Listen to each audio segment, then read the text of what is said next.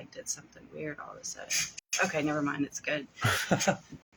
Speaking of delays, just heard from the Eastland County Courthouse while we were waiting to go on the air. They are closed today. They were going to try at 10 a.m., but not so much. They were afraid to pull the trigger and say all day, and they finally decided they did. So, right. Eastland, stay home. The courthouse. And Eastland, stay home. Yeah, period. I was talking to somebody up there earlier, and okay. they said, man, there's some scary ice out there, so stay home. Don't go up there. I'm not going to my Eastland office at the moment, so just let you know. Anyway, so today we're going to talk about something, a familiar word, but sometimes it's kind of a new word that people don't really understand. So we're going to talk about gaslighting in relationships. Kind of like socially barraging you, pretty much, isn't it? Pretty much, yeah. Like, I mean, if you really look at the research on what it means, I mean, and I think sometimes people use it incorrectly. They just say, yes, the term, the term incorrectly. There's no wrong way to gaslight anybody. But we're getting ready for Valentine's Day. It's perfect gaslighting season. Perfect gaslighting season. So most people have their minds on showing their loved ones how special they are. However, this isn't always the case. So some of you may be familiar with that term, but what exactly does this mean, and what does it look like in a relationship? Well, we're going to talk about that. Today, I'm going to discuss what gaslighting means, discuss the important signs to be aware of in relationships regarding this form of abuse. It is abuse, so be aware of that. Gaslighting is a term used to describe a form of manipulation that is often used in relationships. This is a covert type of emotional abuse that is most often found in romantic relationships. However, this form of abuse may be used in relationships like a controlling friendship or with family members. Absolutely. So, I mean, more than just romantic relationships. It can happen all around you. Gaslighting is when an abuser misleads the victim by creating a false narrative and making them question their own judgment or reality.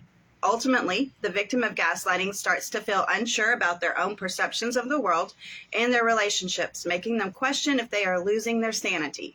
This truly does happen.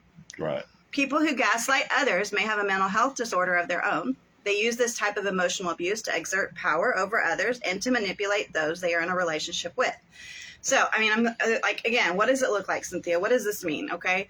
Lying to you. Often people who engage in gaslighting are habitual and pathological liars. These individuals will often never back down from their lies, even when you call them out or provide proof of their deception. They may say things like, that never happened, or you're making things up. They're going to discredit you. Individuals who gaslight someone will often change the subject and ask additional questions instead of responding to the issue at hand. This throws off your train of thought and causes you to question the need to press the matter further. They're going to minimize your thoughts and feelings. This may sound like calm down or you're overreacting. Stop being dramatic. Mm-hmm. Why are you so sensitive? All those things. These statements minimize how you feel or what you're thinking and communicate that you're wrong. Sure. So shifting the blame. People who engage in bullying and emotional abuse are notorious for denying that they did anything wrong. They do this to avoid taking responsibility for their poor choices. This denial can leave victims feeling unseen, unheard, and as though the impact on them is of no importance. Okay? Right. I can guarantee you that at any point in time, there's more than one person to blame in any situation. Oh, yeah.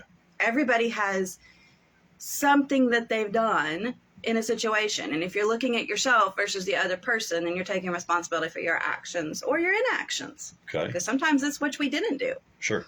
So, compassionate words used as weapons. Imagine that. Sometimes when the gaslighting individual is called out or questioned, they will use kind and loving words to smooth over a situation. They might say, you know how much I love you. I would never hurt you on purpose. Sound familiar to some of y'all? Absolutely. These may be words you want to hear. However, they are inauthentic, especially if they continue to repeat their behaviors. Being subjected to gaslighting can have major effect on one's life. Feelings of anxiety, depression, and other mental health conditions such as suicide may occur due to this emotional abuse.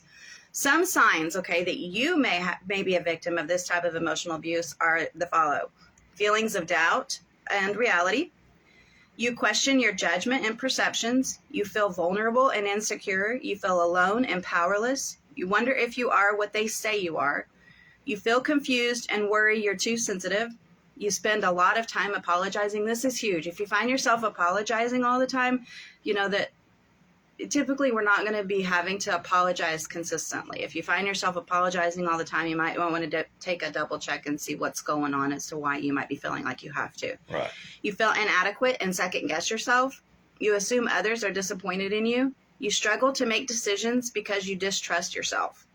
Absolutely. You may have gone from being very strong in yourself to all of the sudden not being able to trust yourself. So you're going to have a harder time making decisions about even minute tasks. Right. What do I cook for dinner? But I mean, truly, do I get gas? Do I not get gas today? I mean, maybe I better check and see if it's, something I need to do. I mean, you're good. Even just the little things you start struggling with Sure. as you get into this cycle and it becomes worse.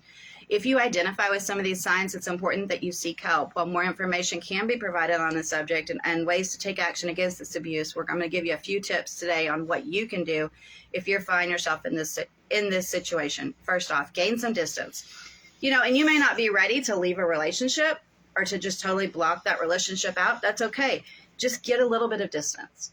Okay? Maybe go away for a weekend. Maybe, separate for a short period of time, something like that. Maybe, stop the contact for a few days, something. Just gain a little bit of distance to be able to get your mind wrapped around what's going on and help you get recentered back into a healthy space.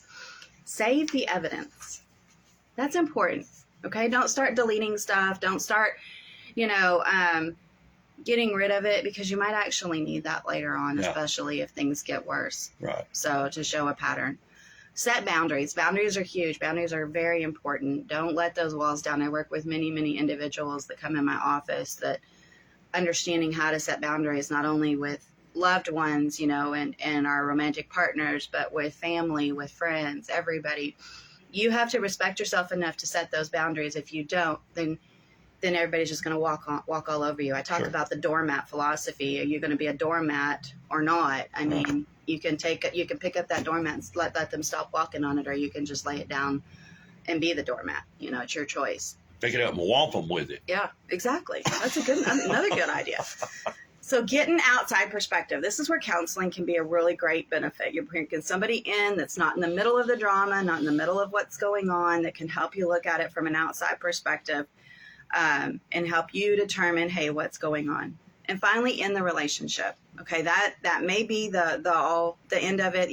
That you really need to end the relationship. If you get to that point, you need to feel confident in that. Right. If you're experiencing gaslighting, you may find it helpful to talk to a mental health professional in order to help you learn more about the situation, gain perspective, and develop coping strategies to deal with the behavior, as well as come up with an exit plan, so to speak. Sure. In a safe manner. Yeah. So sometimes that's huge when people are trying to get out of a toxic or a pretty significantly abusive relationship, right. and helping somebody helping them make that exit plan for them as to figure out how to do that safely is important.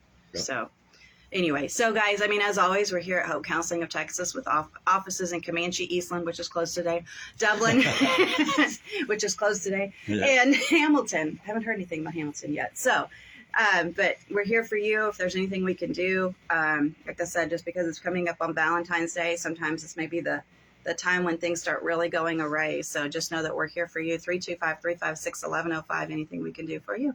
All right, Cynthia Newton with Hope Counseling. Thanks as always. All right, thank you. We'll see you next Monday. All right. Whitestone Assisted Living Center is